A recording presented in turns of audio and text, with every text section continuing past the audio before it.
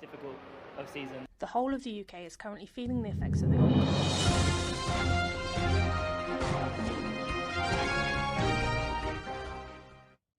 Good afternoon and welcome back to Cardiff Met Sport Radio with your host Joe Penrose. We're going to be chatting about the biggest stories in UK sport and across the globe. Today on the show we're going to be talking about the impact of COVID in sport, the newest contenders for Sports Personality of the Year, and of course we can't not talk about the drama in the Champions League and F1. But first, here's the latest news from around the UK. Lewis Hamilton is set to receive a knighthood tomorrow at Windsor Castle for his services in motorsport. This comes just days after controversially losing his potential history-making title fight. F1 reached its season climax in Abu Dhabi this weekend with a winner-takes-all showdown between Hamilton and his rival Max Verstappen. A dramatic finish saw Verstappen winning the championship as a late safety car gave the Dutchman an unexpected chance to overtake Hamilton and claim victory. Here's what the Briton had to say about the race. Firstly, a big congratulations to Max and to his team. I think we did an amazing job this year. My team, everyone back at the factory, all the men and women we have and here worked so hard this whole year. It's been the most difficult of season. The whole of the UK is currently feeling the effects of the Omicron variant, and the football community isn't immune. Tottenham Hotspur had 2 fixtures cancelled last week due to the outbreak in the first team, and things don't look to be slowing down.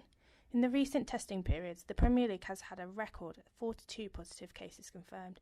This potentially leaves the coming months in jeopardy for the league and has ultimately already led to the postponement of the Manchester United-Brentford match, which was supposed to be played this evening. The 68th Annual Sports Personality of the Year will take place in Salford later this month. All candidates for each category have been announced and voting for the main award will open on the night. The second test in the Ashes series starts this Thursday, with England currently trailing Australia after their first round defeat. And over the weekend, the Heineken Champions Cup kicked off, where the top regional rugby teams in Europe battled for the title of European champion. Current champions Toulouse came out fighting against Cardiff Rugby on Saturday and came away with a blistering victory to kick off their campaign and defend their title. Brilliant. Well, I can't quite believe it, but Christmas is next week. You need to hurry up with those presents. But it also means that BBC Sports Personality of the Year Awards 2021 are upon us. The show will be shown live on BBC One on Sunday the 19th. But ahead of the show, the list of contenders for the main award have been released. They are Tom Daley, Tyson Fury, Adam Peaty, Emma Radekanu, Raheem Sterling and Sarah Story. I'm joined by Nesta in the studio to discuss the contenders. Nesta, who should we start with? Well, shall we start with one of the bigger names, Tom Daley? Yeah, let's go.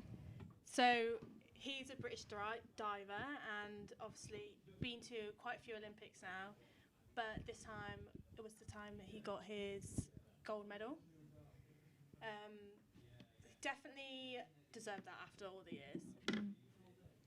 Yeah, it's so true. And as we were discussing earlier, I thought that he'd already won Sports Personality, but he'd won the young ones, the Young Sports Personality of the Year Award 3 times, but he's never actually won the main award. So I wonder if maybe that could kind of play, not in his favour against him. Yeah, it might catch a couple of people out. They might deter voting for him because they've already thought he's already won it, whereas some of them are very obviously haven't won it before. Yeah, but it's a huge achievement. 13 years after his first Olympic Games, Daley finally got the gold in men's synchronised 10-metre platform event, but he's got 4 Olympic medals, so he's the most successful British diver, I believe. Yeah, and he's done so well for the sport, getting so many people involved in it. Yeah, he's a great contender. Moving on to Tyson Fury, I don't know that much about him, but I know you know a little bit more. Yeah, so obviously he's in boxing. He's been undefeated world champion. A recent fight, he won against Deontay Wilder, knocked him out. He's quite a big name. His family's quite a big name as well. Definitely up there for a lot of young men will obviously vote for him, see him as a role model. Don't count him out on this one. I reckon he might get quite a few votes. It's strange though, because I'm pretty sure I've heard on the news that he actually says that if he does get the award, he won't accept it. I'm pretty sure he said that before as well. But yeah, I don't know whether that will work in his favour, whether people actually kind of want to see that kind of drama play out on telly. I don't know. I feel like there are bigger names which other people would prefer to vote for. Talking of bigger names, maybe this is a bigger name. I don't know, for different people. It will be Adam Peaty, huge in the Olympics this year. First British swimmer to defend his Olympics title. Got numerous golds in the 50-metre breaststroke. He's also been currently he's just finished on Strictly. Yeah, he's just an incredible athlete. Yeah, he might get like the older mothers' votes because of Strictly, but yeah, he's done really good for British swimming as well. Like, we are very strong with swimming, but we're always overshadowed by the US and Australia, where they have obviously huge names like Michael Phelps. So he has kind of shone a light on swimming for the UK, which has been quite good for us. But again, he is very unknown to the bigger population. Like, he's not part of a really huge sport like football, which perhaps people will know more about, so will be more inclined to vote for. Yeah, let's chat about football then. Raheem Sterling is up, one of the contenders. So he scored 3 goals in the Euros. He was picked for UEFA's team of the tournament. Do you think he's got a shot? Yeah, definitely. Obviously, Euros was so huge this year. Everyone watched it. So he's definitely a name people are gonna know. Whether he'll be chosen over some of the others, just because he's part of a team. So I don't know how he got picked out of all the team, because all the team were very impressive this year. So potentially they'll win the team award. But he has been very strong, like with 14 goals for City and 3 goals in the Euros. So he has been a strong player. For sure. Right then, we're going to move on to the 2 final contenders, who are both women. But first up, let's go Sarah Story. Just a phenomenal athlete. Paralympics this year, she won her final gold medal in Tokyo at the age of 43, which is incredible. She started off her Olympic campaign in Barcelona in 1992. Very impressive, especially because not many people can say they've been to Olympics, let alone been to multiple Olympics, competing in multiple sports. So what's the 2 sports then? Swimming first, right, and then moved over to cycling. So she has had very big performance overall. Yeah, with multiple golds. Yeah, like 17. Yeah. Yeah, mad, and 28 overall medals. So yeah, she's a strong contender. So let's go to our final contender, Emma Radekanu. Ended the 44-year wait for a British woman to win a Grand Slam after Virginia Wade. She's got to be in with a shot. Oh, definitely. Everyone I know was up watching her match. It was such a big deal, especially as she's the first ever qualifier to win a big Grand Slam tournament like that, which is so impressive, and especially for her age. Yeah, it's actually mad. She didn't drop a set as well in a US Open final. That's crazy. But it was also really cool. Leylah Fernandez, who she was playing against, I believe was 19. So you had an 18 and a 19-year-old in the US Open final. Like, that's just so exciting for the future of women's tennis, of British tennis, I guess, for us. But just tennis in general, like having so many kind of newbies coming through. Because I feel like for a long time, there's been just the main kind of names. Just been the men for us in the UK being standout, but now it's time for us to show that the women are just as good in the tennis scene, and she's got a big future. So yeah, interestingly though, I don't know, what do you think about the last couple of months then since her win in the US Open? She hasn't been doing as well.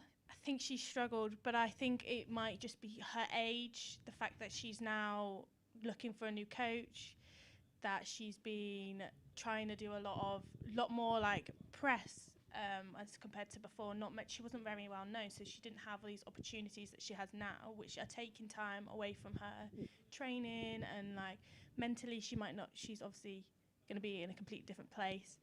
So I think that's definitely caused some issues, but I think once she sorts out her coach situation, she's going to be on fire again, and she'll be back up there. Yeah, she's still definitely one to watch, and I think just because of what of a historic victory that was, the US Open having British women not having won a Grand Slam in 44 years, I think that will definitely kind of play in her favour. Okay, so to finish then, who would be your winner? Tough one. I haven't chosen yet, but I think for me it's definitely between Tom Daley and Emma Radekanu, because that achievement was just so big. Yeah, fair. Oh, Sarah Story though, she's amazing. Okay, well, speaking of Emma Radekanu, the teenage prodigy who started out in local tennis tournaments around the UK, let's hear about one local tennis tournament happening at our campus in January. Oh, that's outrageous. The guy is so talented, it's beyond a joke. The waiting is over. champion. Wimbledon, the US Open, the French Open. That is the end goal for all British tennis players. But they all have to start somewhere, and that somewhere could be here. Cardiff Met are hosting the UTR's Progress Tour tennis tournament down at the tennis arena from January 4th to the 7th, and there are loads of students taking part. I sat down with head tennis coach Mike Castle to get his thoughts on the event, starting with the question, what is the UTR and the Progress Tour? Exactly. So the whole premise of it is that it's level based. So if I have quite a weak UTR rating, then I can enter a tournament. I'll get 2 or 3 matches against players of a similar level to me. If I do quite well, I move into the next round, and then stronger players will enter that draw. So I might be playing against 8s and 9s, and then when you get to the end of the tournament, that's when you start to see the players who have got world rankings and the players who are competing really regularly and really hunting down the prize money with 12, 13, 14 UTR ratings. They'll start to kind of rise to the top. But what it guarantees for players is that they'll turn up to an event, they know they're going to be relatively well matched against their opposition, and they're going to get 3 or 4 opportunities to play. And one of the beautiful things as well about the UTR is that actually, particularly in the early stages, we actually get men playing against women. So the UTR is, it is designed to be, it's designed to cover every universal tennis player. Yeah, yeah, absolutely. It is universal in that regard, and so it's really entertaining to see the girls taking on the guys in some respects and actually beating the guys in some tournaments. So it's really quite inclusive, I suppose, in that sense as well. Mike also told me what Cardiff Met were hoping to gain from this experience. I suppose the showcase event for us is very much going to be in January. There's a £10,000 prize pot, so the winner is looking at taking away a couple of grand. Currently, I think we had over 30 players that had entered the men's side of the draw, and then we're looking at around about 20 odd that have entered the women's side of the draw as well. So it's quite a big tournament pool that's going to stretch over the 4 days that they're in Cardiff. I think the goal for us very much as a university is promotion and and drawing attention to the great facilities that we have here, and the fact that we can host these kind of tournaments within our calendar. I think a lot of people have this perception that because we're a university, we just cater for university students, and actually that couldn't be further from the truth. Our big goal is to reach the wider community, and that includes performance players and players that are looking to win money in tournaments. So the UTR is a perfect showcase of that. You can stream the final of the Progress Tour on Cardiff Met Sport TV's YouTube channel on January 7th. Be sure to get involved. All right, this is Reese Jones here with Cardiff Met Sport TV Radio. We are here to chat with our guest Isaac Bate. He's a Bucks athlete at Exeter Uni, and me and Ben, who I'm joined with. Say hello, Ben. Hello, how are you doing? Very good, thank you. We're here to chat with Isaac about the Champions League debacle that went on yesterday, along with the COVID stuff. Isaac, how are you doing, pal? Hi, yeah, I'm really good, thanks. Perfect. All right, so tell me, did you watch either of the draws yesterday? Well, actually, first, I guess, before we get into it, just in case anybody isn't aware, there was a Champions League draw yesterday to decide who is going to play who in the knockout stages of the tournament that is going to be taking place in February. And the first one happens, and it's a very complicated system of deciding which teams are allowed to play which other teams. And there was a technical error, in the words of UEFA, so they had to do it again, causing a lot of uproar and a lot of people to claim it was rigged in the first place. So, Isaac, did you watch either of those draws, and what were your kind of thoughts after hearing that it had to be redone? I couldn't watch the first one, unfortunately, but I definitely made sure I could tune in for the second one after hearing about what happened. My initial thoughts were kind of just not great few days for sporting authorities. I guess after the F1 as well, which was quite interesting. Yeah. But I think it was from what we were saying, from kind of looking back, it definitely needs to be redone. And it's obviously not the correct opponent, otherwise not fair. Yeah, fair enough. And who's your team? Did you have any interest in particular in any of the fixtures that were being drawn? Unfortunately not. I watched the Exeter City games, and unfortunately not quite that level. Oh my goodness. Well, something tells me that they were not in that draw yesterday, unfortunately for them. Unfortunately not. No. But who's kind of the team that you're rooting for? Who's kind of the fixture now that's been redone? If you can remember any of them, who's kind of the fixture that you're most excited to watch? Because some of them there were some cracking fixtures in the first draw, and then obviously some of them got redone. So what was Liverpool or was it Man United PSG? It was Man United originally, PSG. yeah. So Man United PSG was one originally, and then that got redrawn. They've now been drawn with Atletico Madrid. So is there any particular match that you're excited to watch? Yes, initially obviously that Man U PSG was looking quite a tasty fixture. I think probably both their new matches. The Man U against Atletico Madrid, it should be pretty good. I think it'll be interesting to see Ronaldo back in Madrid. Obviously at Atletico this time, that could be interesting with how the fans are at that. And yeah, PSG v Real, obviously two teams that are gonna wanna go all the way. PSG still searching for that Champions League trophy. And yeah, Messi again back at Madrid will be another interesting one to be watching. Yeah, definitely. And I think it's interesting with the Man U Atletico one in particular. With the way Atletico are playing right now, it seems United potentially.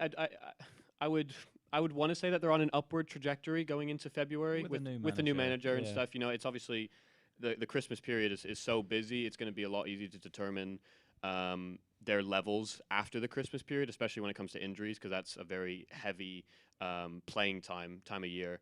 And so it's going to be interesting to see their levels coming into that fixture in February. But Atletico Madrid at the moment, they're currently the champions of La Liga, but they've been dropping points left, right, and center, and all they've done is improve their team over the summer. So I'd have thought on paper, maybe a month ago or so, that Atletico would absolutely spank United, if I'm being honest with. But I don't know, the way they play so defensively and United play on the counter, I don't know if it fits their style of play, but honestly at the moment it's a bit too far in the future to be able to tell. Ronaldo comes up against Atletico Madrid, he does something. Yeah, it's just goals, it's right? Just goals and Champions League competition. It'll be interesting to see with Ralph obviously just having come in how his new style impacts how Man U play, and how that also might change the way in which the ties kind of plays out. Yeah, definitely. But definitely want to keep an eye on. Yeah, and then I personally am a little Chelsea fan. So, you know, in the first draw, we drew Lille, which was a very, very favorable draw. And then I heard it was getting redone. I was like, oh, crap. You know, that's unfortunate. We were really nice there. And then they redo it, and we get Lille again. Unbelievable. I was happy with that. I mean, currently, we're not on the greatest form. I mean, obviously, current Champions League holders, and so they were one of the favorites at the start of the season to kind of return and win the trophy again among a couple other teams. But form has been kind of dropping off lately. We haven't been scoring the goals that we used to. We haven't been as defensively like a brick wall as we were from when Tuchel came in last season up until maybe about a month ago. So I don't know. And Lille themselves are the current champions of France, and they're not defending their title really at all. So I'm still favorable in that fixture. But if you could have picked a team, Lille would have been yeah, probably.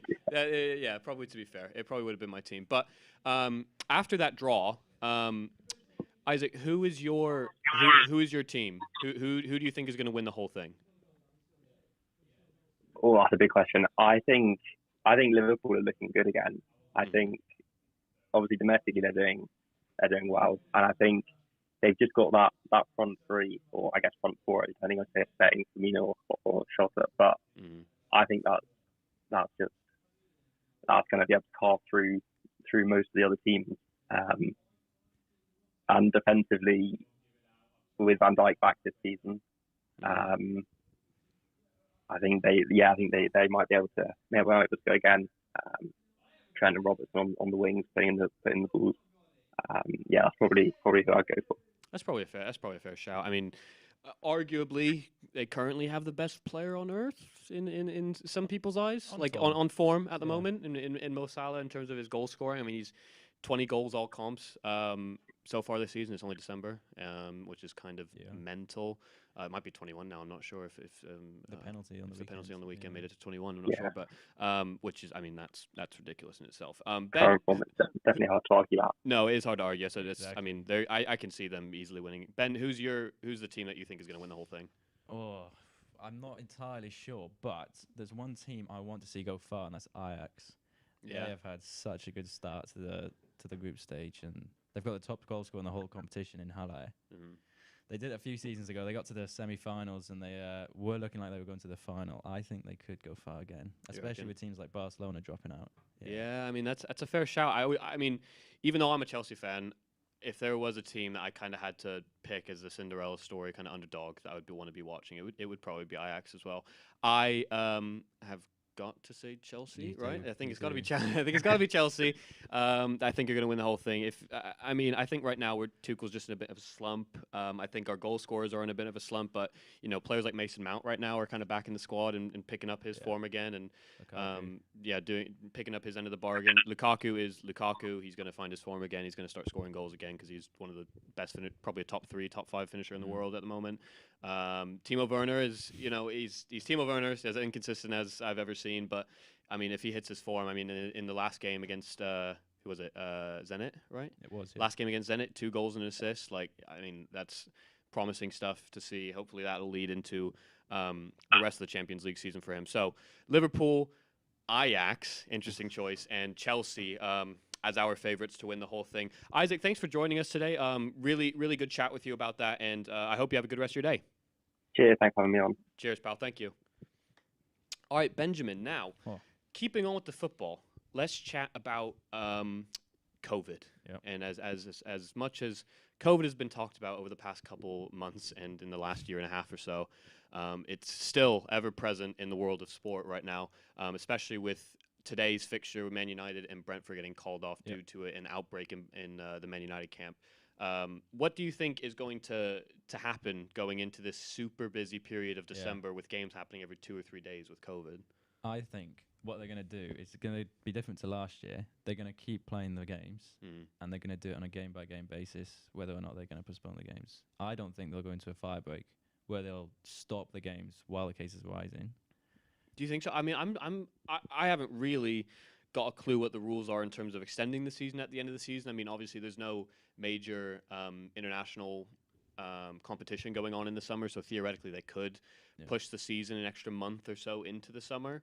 But I mean, that's an interesting thought about postponing the game on a game-by-game basis and then trying to find the slots in the rest of the season to fit those games in. It'd be, I mean, it's already a crowded period of time, so I guess at some point those games are going to have to get played, and whenever those games are played, it's going to be a very crowded period of time. But I mean, I kind of thought this last summer when I was coming over here to uni, obviously I'm American, so I came over in September for uni. I really thought that things were going to start slowing down. I was going to be able to come into uni, do everything in person, and as I've been lucky to do so far, going into Christmas and seeing that all these games are getting postponed and there's outbreaks in each of the camps, it's getting me worried that I'm not going to be able to come into uni in next term. But more so, I'm not going to be able to watch Premier League football over Christmas. Well, that's the thing, because they found a way to get games being played during lockdown last season.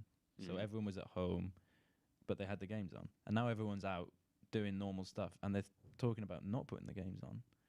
It doesn't make much sense. Unless they're going to play the games behind closed doors, I don't think they can talk about a fire break at all. Like, just stopping the season. There needs to be stuff that can happen before it gets to that level of just not being able to play at all. Yeah, I mean, and at that point, it kind of becomes a government regulation chat, really, about what if big old Boris is going to shut things down again, or because I think that kind of has to lead. That kind of has to come first. The public kind of has to make moves before the Premier League make moves. It doesn't really make sense for the public to go on as normal and the Premier League to stop.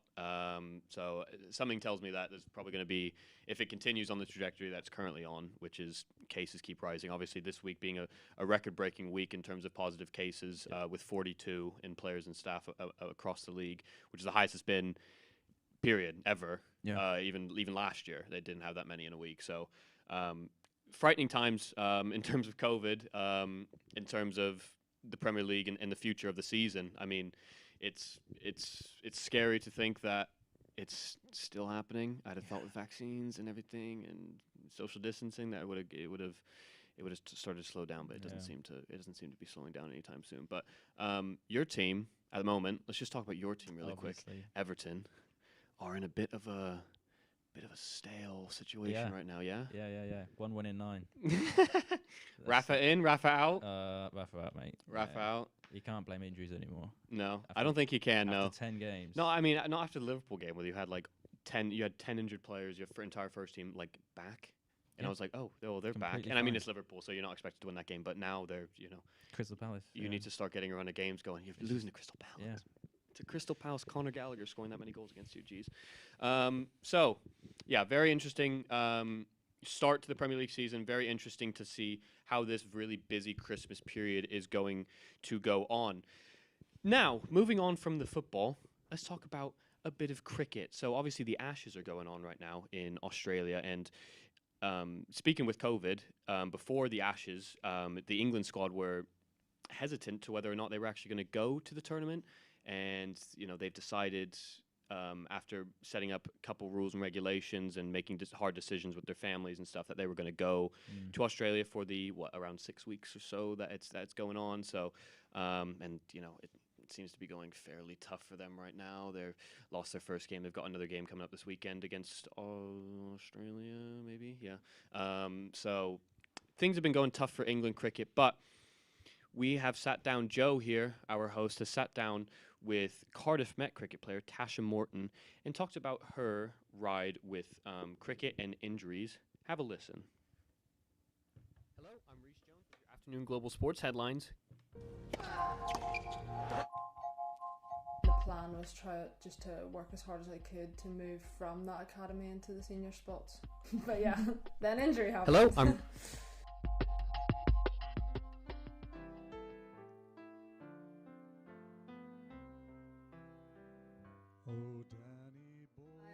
Tasha Morton.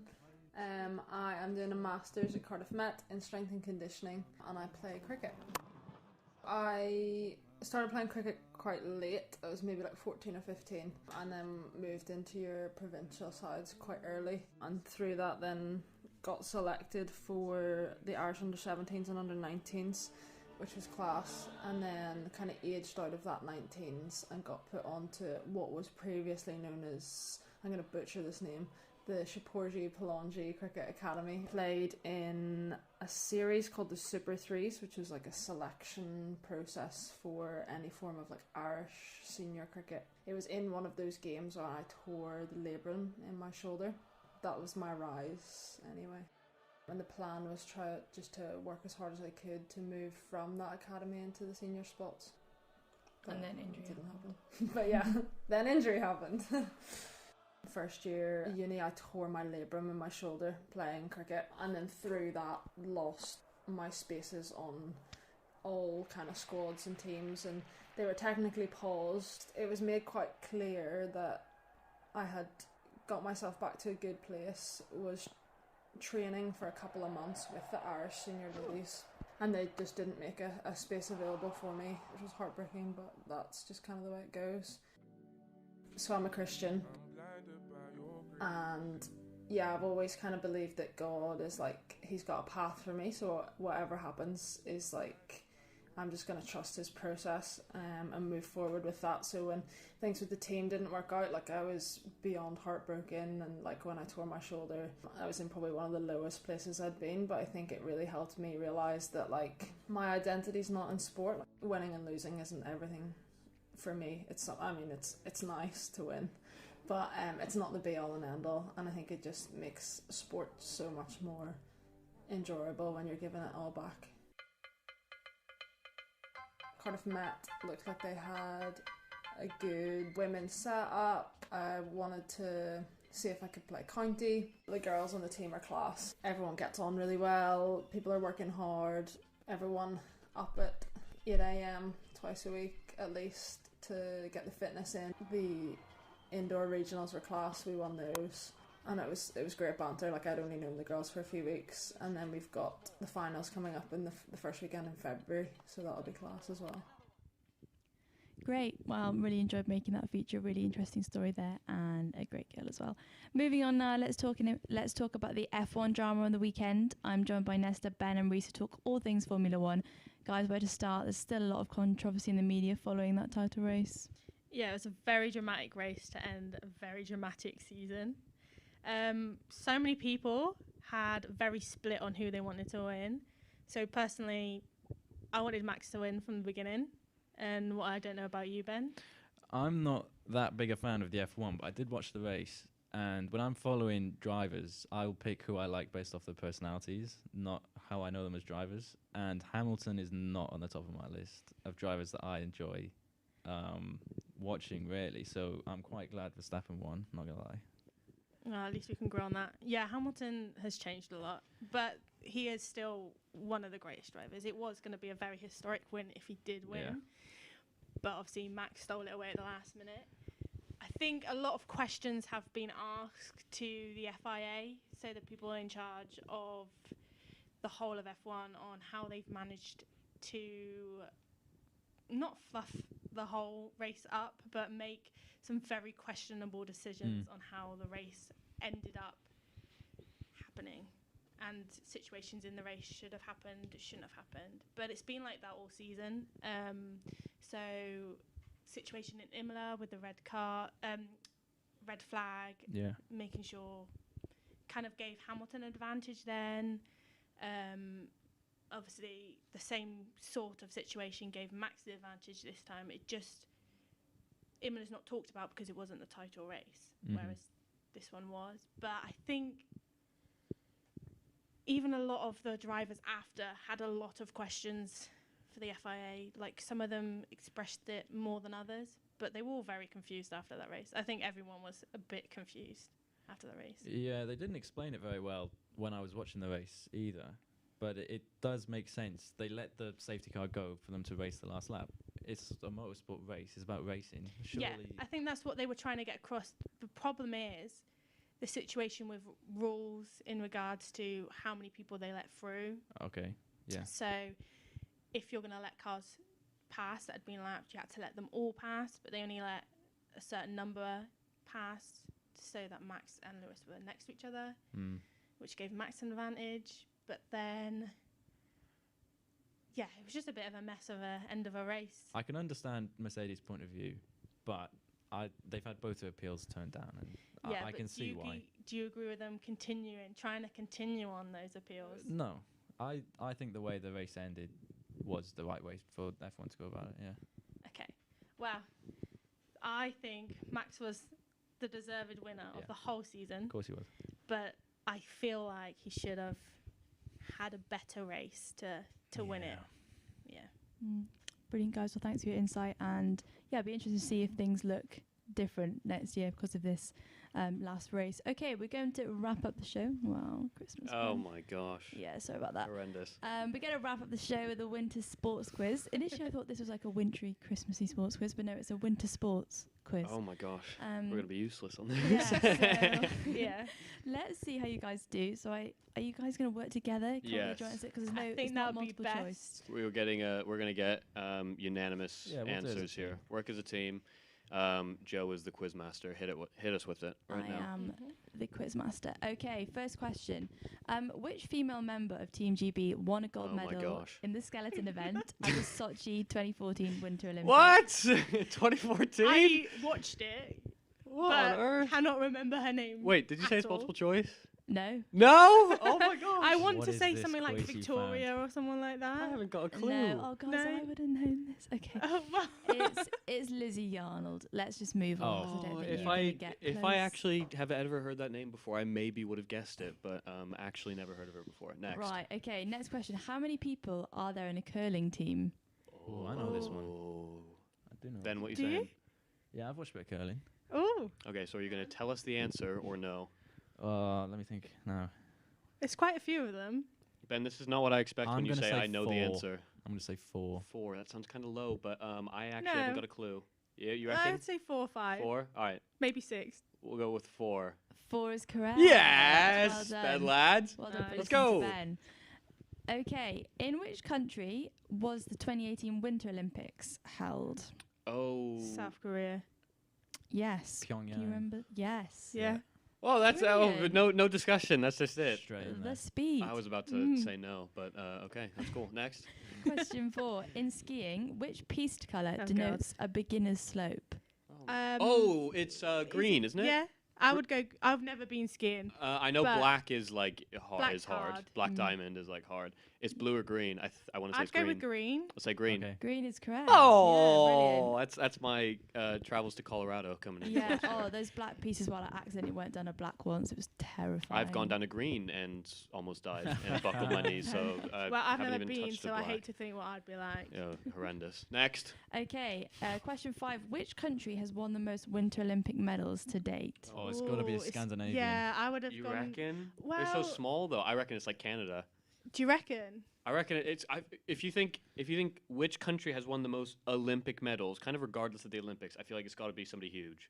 Would it not I be- don't think it'd be China, but What about US then? yeah, U.S. or Canada or something like that. I think there's too many.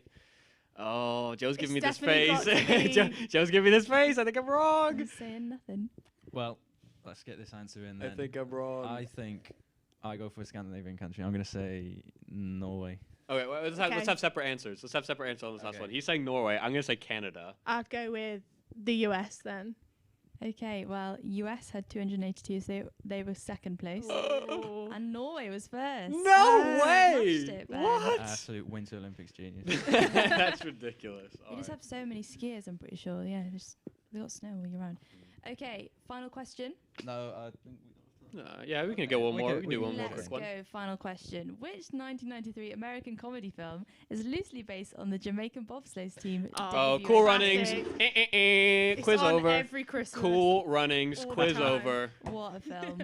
100% record from me. Yes. Yeah. No. Yeah, you definitely. No. Ben, yes. Thank you. very much. Okay. Well, let's Winner. wrap it up. That was horrendous. Brilliant. Okay, wow, what a crack of a show. Sorry, I had to get one more in there. Thank you to our team, Reese, Nesta and Ben, and our guest, Isaac Bate. From all of us here, have a great Christmas and New Year. See you in 2022. We'll leave with the latest global news stories. Nadolig Llawen and Merry Christmas. Hello, I'm Reese Jones with your afternoon global sports headlines. COVID cancels, Curry crushes records, and gymnastics justice. Let's get into the news. COVID-19 has been starting to affect sports across the world. In England, matches around the Premier League have been postponed due to outbreaks in clubs around the country, including Manchester United, Tottenham, and Aston Villa. The league is updating their rules and regulations. The Premier League have subsequently reintroduced emergency measures that were in place during Project Restarts. That means masks are mandatory and strict social distancing have to be observed. In the USA, an outbreak with the Chicago Bulls NBA team has forced their game with the Toronto Raptors to be postponed, and Radekanu has missed out on a tennis exhibition event in Abu Dhabi after testing positive herself. The virus isn't slowing down. In basketball news, Steph Curry is primed to break the three-point scoring record in the NBA, eyeing Ray Allen's current mark of 2,793 three-pointers scored all time. Curry dropped 5 threes in their game against the Pacers last night to bring his total only one shy of Allen's long-standing record. He plays the New York Knicks tonight with hopes of becoming the official best three-point shooter in NBA history. Hundreds of women are set to receive a $380 million settlement from USA Gymnastics following the conviction of former U.S. national gymnastics team doctor Larry Nassar. Part of the agreement is that USA Gymnastics and the Olympic Committee will offer seats on their committees to survivors. The first woman to go public with allegations, Rachel Den Hollander, wrote on Twitter, "The chapter is finally closed." Star USA gymnast Simone Biles shares her thoughts on the case. To be clear, I blame Larry Nassar, and I also blame an entire system that enabled and perpetrated his abuse. And lastly, the MLS Cup Playoff final was played on the weekend. Underdogs New York City FC toppled the Portland Timbers on penalties in their own backyard. The New York manager, Ronnie Dyla, made a deal that he would celebrate in his underwear if they won the championship, and he didn't disappoint. NYCFC was only founded in 2018, with this being their first title in club history. That's it with the news. Have a good rest of your day, and happy holidays.